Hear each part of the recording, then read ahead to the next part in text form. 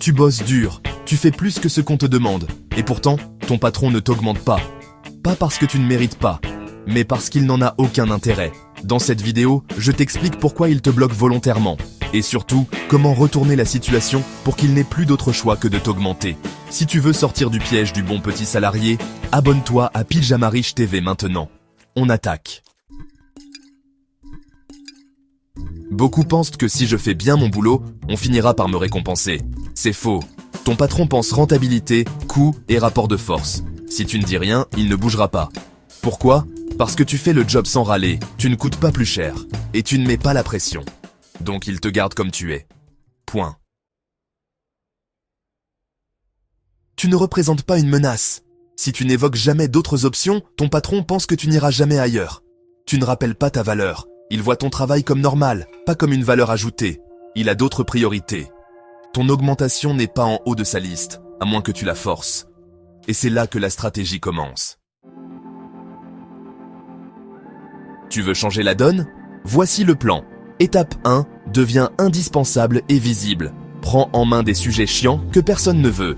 Résous des problèmes importants et fais-le savoir. Par exemple, j'ai finalisé le projet X et j'ai réglé Y avec le client.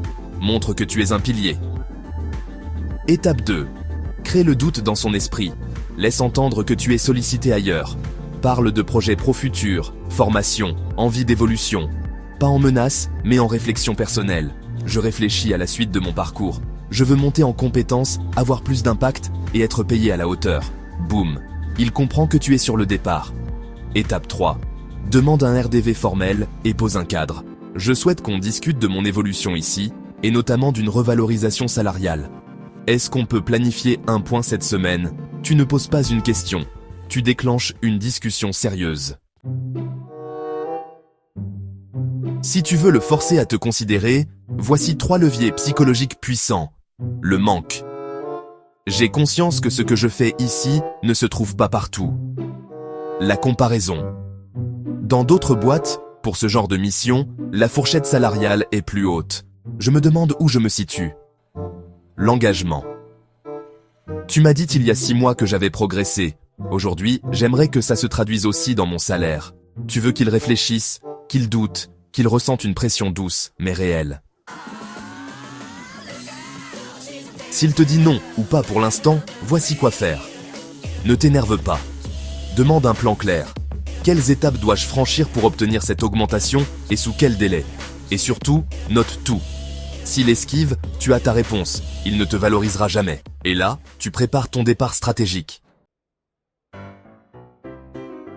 Ton patron ne t'augmentera pas par gentillesse.